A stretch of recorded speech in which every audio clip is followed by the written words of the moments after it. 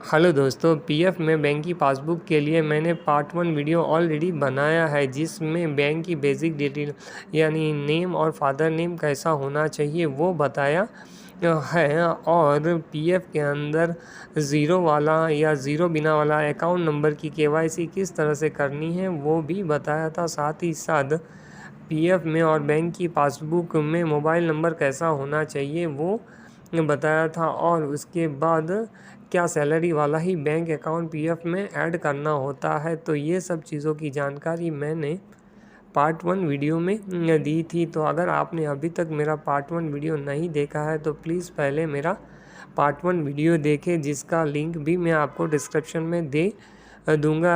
आप वहां से भी जाकर देख सकते हैं। तो चलिए अब हम हमारे पार्ट 2 वीडियो में बैंक की पासबुक कैसी होनी चाहिए उसकी कुछ और इम्पोर्टेंट चीज़ों के बारे में जानते हैं। और अगर आपने अभी तक मेरे चैनल को सब्सक्राइब नहीं किया है तो प्लीज़ सब्सक्राइब करें, लाइक करें, शेयर करें और बेल आइकन को भी दबा दें जिससे मेरी वीडियो की नोटिफिकेशन आपको मिल सके।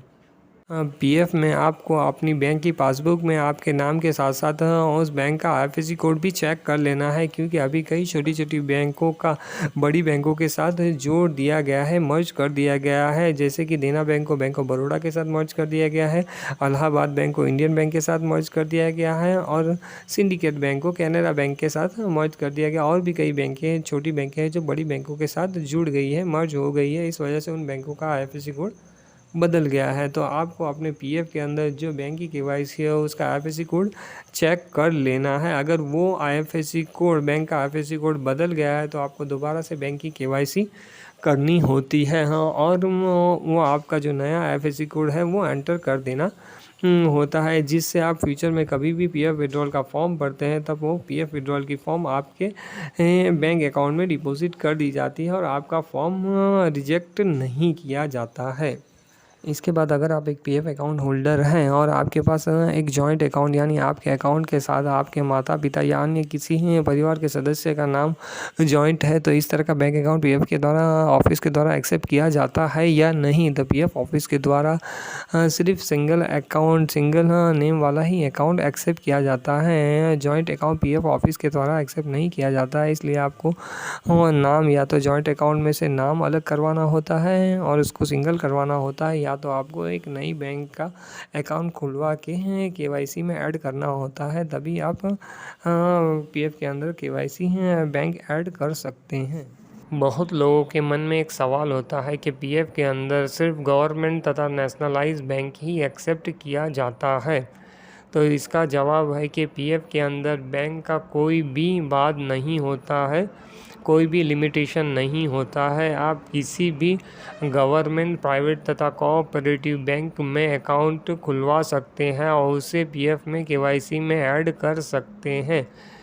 परंतु आपको एक चीज़ ध्यान रखना होता है कि जिस भी बैंक से आप अकाउंट ओपन करवाते हैं वहाँ से आपको पासबुक या चेकबुक मिलनी चाहिए। नहीं तो जब आप पीएफ विड्रॉल का फॉर्म भरते हैं और वहाँ पर बैंक की पासबुक या चेकबुक की जगह पर बैंक का स्टेटमेंट या अन्य कोई डॉक्यूमेंट अपलोड करते हैं तब आपका PF withdrawal form PF office के द्वारा रिजेक्ट कर दिया जाता है।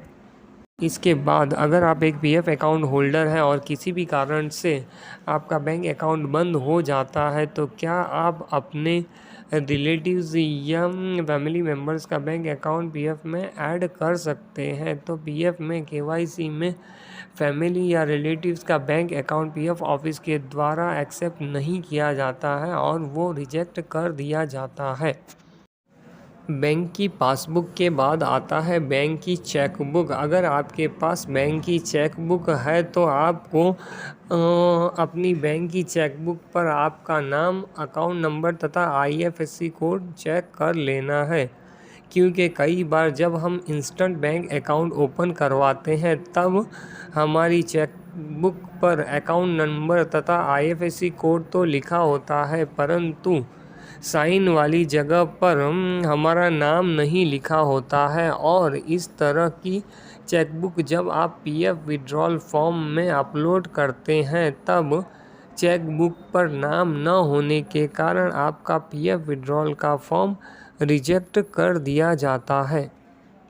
अब आपके पास बैंक की पासबुक है तो क्या आपकी बैंक की पासबुक पर आपका फ़ोटो, बैंक की मुहर तथा बैंक की साइन होना चाहिए। तो पीएफ के अंदर बैंक की पासबुक पर बैंक की मुहर होना कंपलसरी होता है। नहीं तो आप जब पीएफ विड्रॉल का फॉर्म भरते हैं तब आपका पीएफ विड्रॉल का form bank passbook not attested by authorise signatory या तो इसी के तरह किसी और रीज़न से आपका पीएफ का विड्रॉल फॉर्म रिजेक्ट कर दिया जाता है। तो मेरा आपसे एडवाइस है कि आप अपने बैंक की पासबुक पर आपका फ़ोटो, बैंक की मुहर तथा बैंक की साइन करवाएं, जिससे आप पीएफ तथा अन्य सरकारी कामों में भी बैंक की पासबुक को इस्तेमाल कर सकते हैं।